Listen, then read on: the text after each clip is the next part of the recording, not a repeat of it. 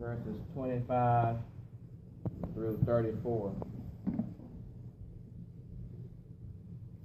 You want to stand as I read it and read along, you can, or if you want to sit, that's fine.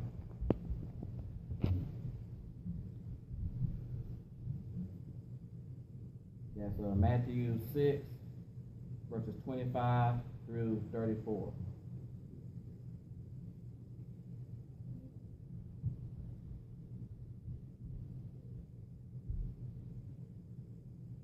It says, "Therefore I tell you, do not worry about your life, what you will eat or drink, or about your body, what you will wear.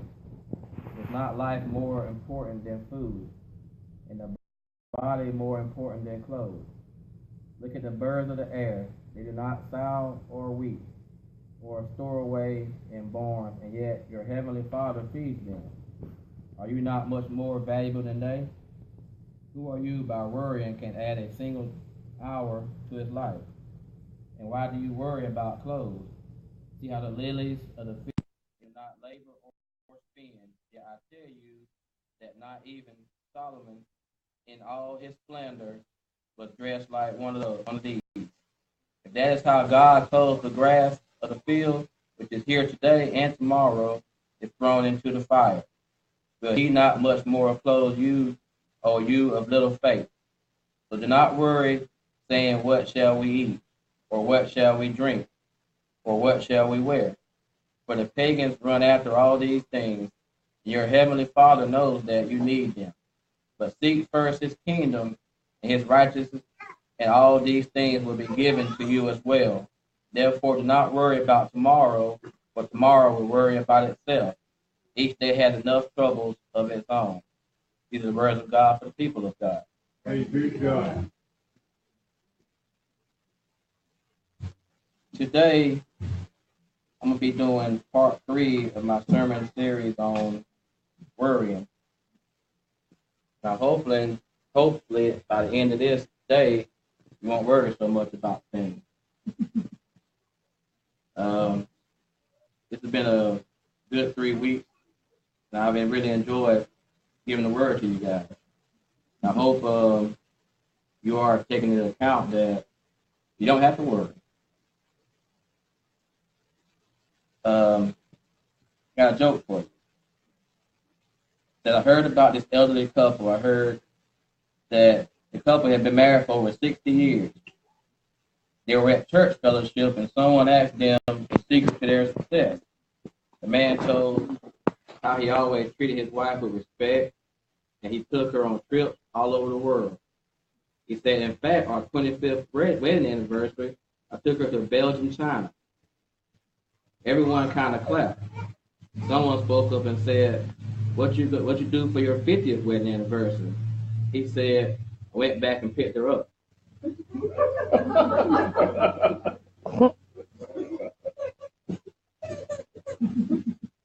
Question for you. What do you believe in more?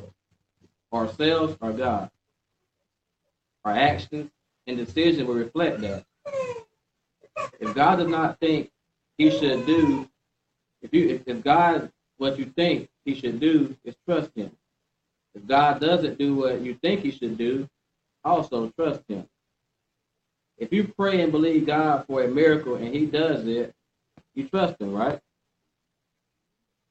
You need to understand that God is outside of time. Like I told you last week, he has no time. A day to him is like what? 1,000 years. So we get so caught up when he don't respond or answer our prayers right then and there. So is God in control today? Yes, he is. Was God in control yesterday? Yes, he was. And will God be in control tomorrow? Yes, he will. Because like we discussed last week, time is not an issue for him. He already present in tomorrow. Like I told you last week, our prayers have not caught up to his blessings yet. So what that means is keep praying. Keep praying. God's already lived already seen tomorrow. Keep praying that your blessings will catch, that prayer will catch up his blessing. Now, God knows the plans that he has declared for you. If you don't believe me, read in Jeremiah 29, verse 11. It says that. It says, I know the plans I have for you, declares the Lord. Plans to prosper you and not to harm you. Plans to give you hope and a future.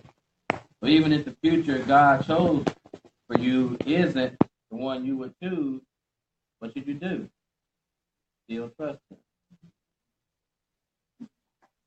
Now, I know once we leave here today, some of us still going to battle with words. I'm probably going to be one of them also. I know I'm going to be one of them also.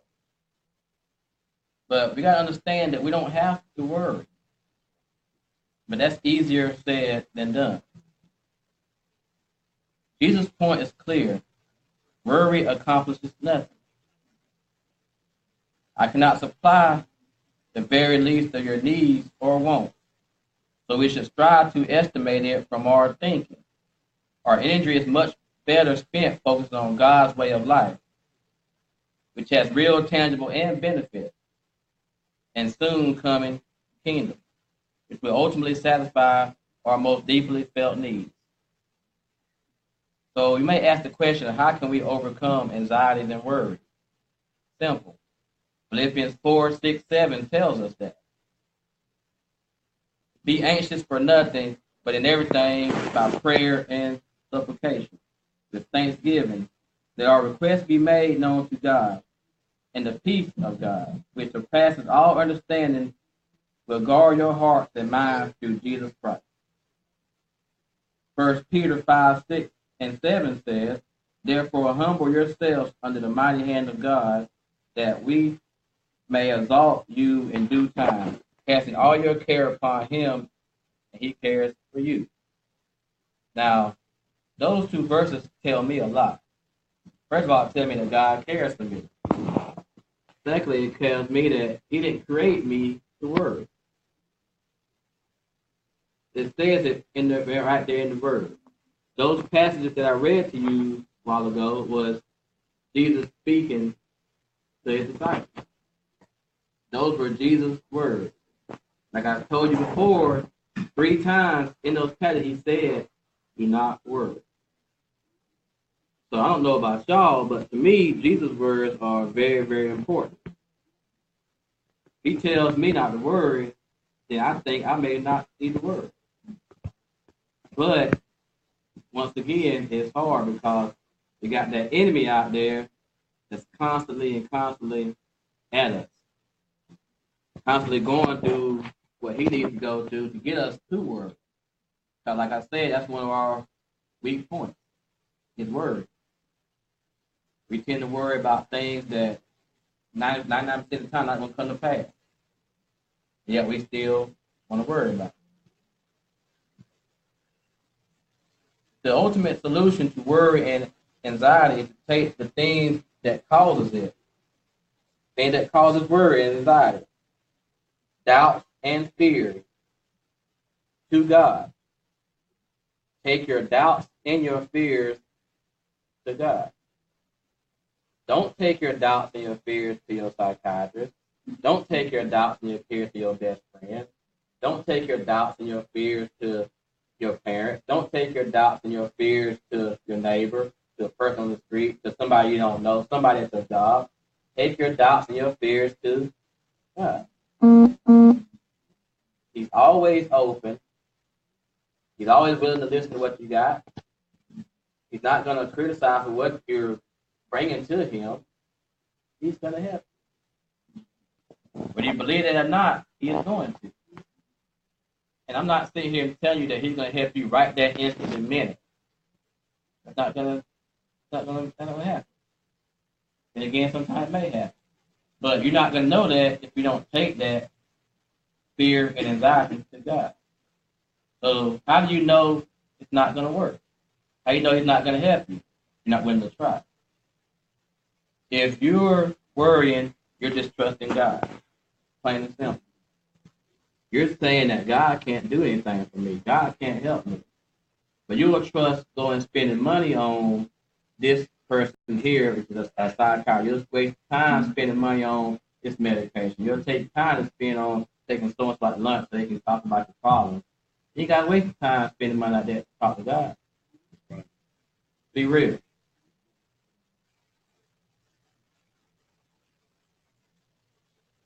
See, another thing, we just need to learn to turn our worry into worship. Think about that for a minute. Whatever it is you're worrying about, what are you actually doing? You're worrying, but you're worshiping that word. Why not turn that around and worship God in that time of worry? And that time of worry gets to be coming, that alarm goes off in your head, time to start praying. There's a story, like I did a story last week, but a story that's probably one of my favorite stories in the Bible, in the Old Testament. And it can be used in various all kind of ways, but I'm using it right here because I'm using it for words. It's the story of Shadrach, Meshach, and Abednego. Are y'all familiar with that story? There was 3 Jewish boys who refused to bow down to the king of Babylon, which was King Nebuchadnezzar. Now you see, the other Babylonian officials they were jealous of the 3. So they were able to get King Nebuchadnezzar to command that all people bow down to the golden statue. Not God, but a golden statue. Now think about this for a minute. Put yourself in their shoes. If all of a sudden tomorrow our president or whoever it may be tells you you're going to have to pray to this statue of whoever it may be. You don't pray to God anymore. You bound to this. How many of you are going to do that? I'm hoping everybody here will still pray to God, bow to God. But there's going to be so many people in the world that's not going to do that. Because of what kind of consequences they're going to have for doing what the king wants you to do. In this story, the king wanted them to do that, but when they didn't, he said you'll be thrown into a blazing furnace. So he goes to them, or they come to him, he tells them they're not doing what they want them to do. So the king is mad, of course. So when the king's mad, he gets them to bring those 3 guys to him. So he asked them, he says, who is this that you are praying to, or who are you bound to?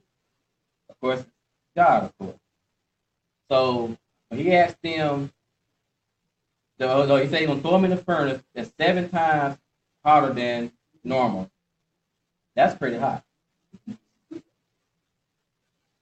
Now, I use this story because there was faith and no worry in the story because Shadrach, Meshach, and Abednego had faith in God and did not worry about what was ahead of them. They had faith in God no matter what was coming to them. When they was told they're going to be thrown in this fire that's burning 7 times hotter than normal, they did not panic. They did not worry. They did not say, okay, we'll bow to this statue.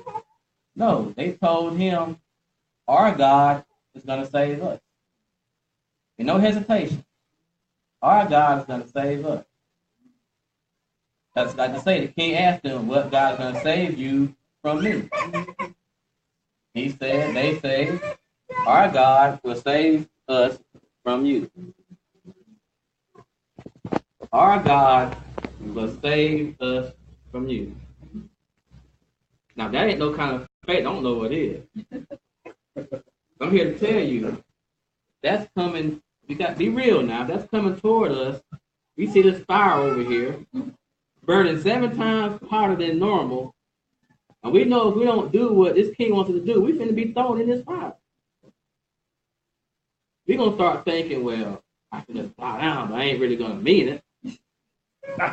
I can say it, but I can ask forgiveness later, I'm not trying to be in that fire. Not me, Shadrach, and Abednego. They said, our God's going to save us from you. That's wonderful, y'all. our God's going to save us from you. So the story goes that they got tied up. He sent 3 of his strongest soldiers to tie them up, toss them in this fire. As they're in the fire, King Nebuchadnezzar wants to look in there. Now, when he looks in there, he's expecting to see some nothing, burnt up, whatever it may be, nothing. But when he looks in there, what does he see? He saw 4 people. Wait a minute now. I threw 3 people in there. Now I'm seeing 4.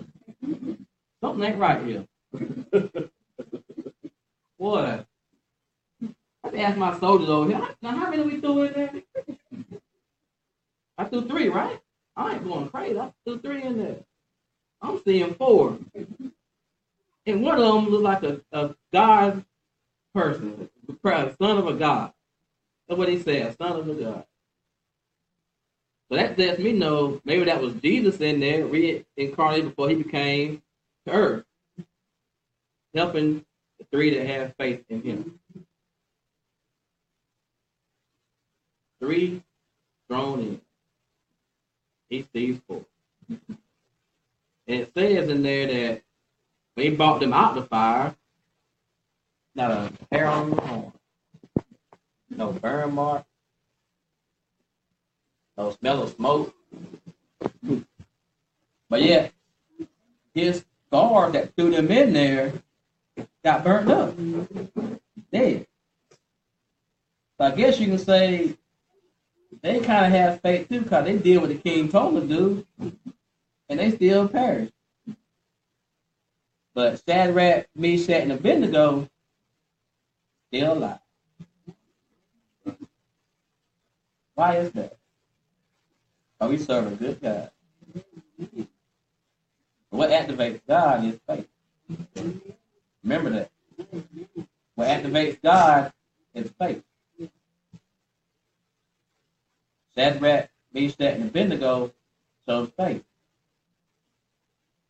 They didn't say, well, I'm hoping God's going to save us if I get thrown in jail. They didn't say, I think God's going to save me if they throw me in this fire. I don't know if he's going to save me or not, but I'm so hoping. No. They said, our God's going to save us from you. After Nebuchadnezzar seen that, brought them out, he said, praise be to God. Praise be to God. And this man was telling people to bow to a statue, pray to me. After he seen that, what did he say? Praise be to God. That's just one of my favorite stories. That's an amazing story. But to me, I'm using it because them 3 guys showed faith.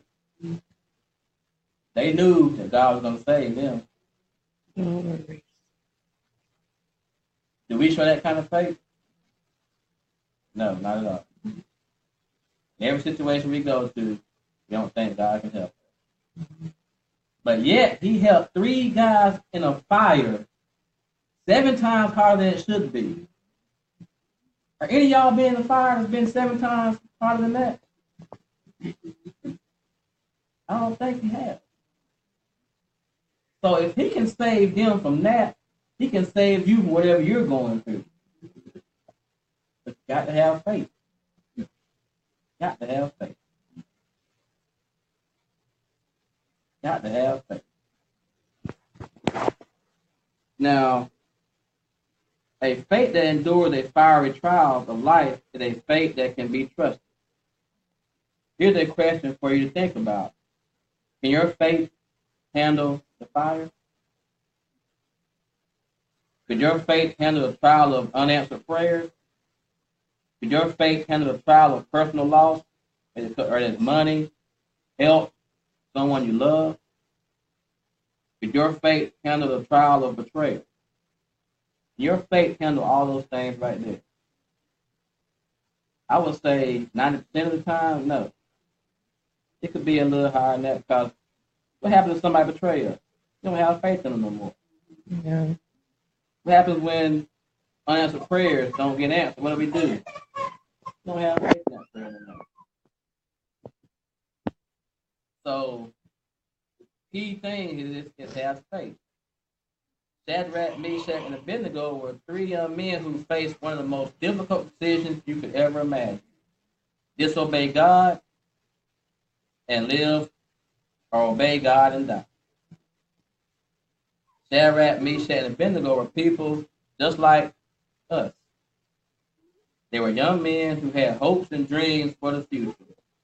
They wanted to live, they didn't want to die, but they were faced with a difficult choice: bow down to an image or be burned alive. And you see how it turned out for them. Don't you think God can handle the same for you? Whatever fire you're going through, He can handle it. You remember back some years back when you had a listen to the radio or on TV, that little thing where it says like, this is only a test. You know, a little thing come up there, a little weird noise, whatever it may be, it's a test. Think of your life, situation you go through as a test. When that test come on the screen on TV, it will say, this has been an emergency. Whether to say you will be contacted or you will be what directions to go next, whatever happens to go next. Let me tell you this. If you have a real emergency situation in your life, you don't think God would come in and take your place, take on that emergency for you?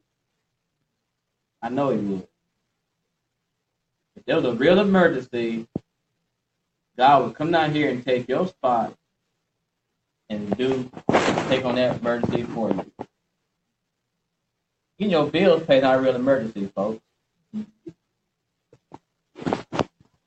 Not. There's an old saying that people just say, like, trouble don't last always. The storm is passing over. Storms don't last forever. Thank God for that they don't. It's only a test, people. Some of you may be going through a test right now. Some of you may be coming out of a test. Some of you may be getting ready to go into a test. But whatever test you're going through, coming out of, in the middle of, if God's in that test with you, you're going to come out on top. Look at all the tests in the Bible that people went through. Abraham got tested. God told him to kill his son. And he was going to do it because he has faith. But God intervened on that test. Joseph and Mary. Mary was pregnant. Joseph didn't have anything to do with that pregnancy. Joseph didn't want to have anything to do with her no more for a minute. He worried about what everybody got to say. That's what I don't you, Joseph. I don't know what she been doing, but it ain't with you. But Joseph have faith. Up by. What do we have? Jesus Christ. Job got tested. Job lost everything. Got tested. Now he had double what he had. You're getting tested, people. Let me tell you something. Satan has permission from God to test you. Said it in Job. Satan went to God and asked him, can I tempt your most faithful servant?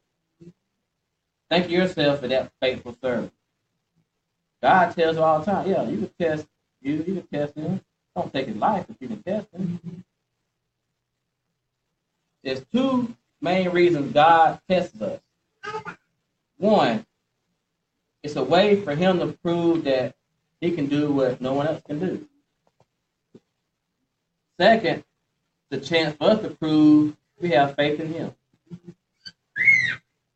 Now, think about for a minute the second reason when it says opportunity to prove ourselves to God. That's one we fail at the most. hard for us to prove ourselves to God because we don't have the faith that we should have. Faith that all these other people have had. We don't have that kind of faith, people. So I'm here to tell y'all, folks, that I don't know about y'all, but I serve a God who can make a way out of no way. I serve a God who can make a straight line out of a crooked stick. I serve a God that brought us Jesus Christ to die for our sins. Think about that. He can do all that. He can help me. I serve a God that got a wretch like me up here speaking to you today. All I know is we all have issues. We're all going through stuff. We all got this, got that.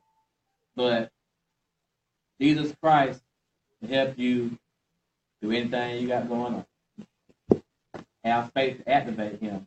Think about the story when the lady that got healed just because she touched Jesus' robe. I think about when you get touched by something, a robe, and it's hanging, sometimes you might not even feel being touched. Jesus' robe got touched. What Jesus do? Oh, I felt some faith somewhere. Some faith just touched me.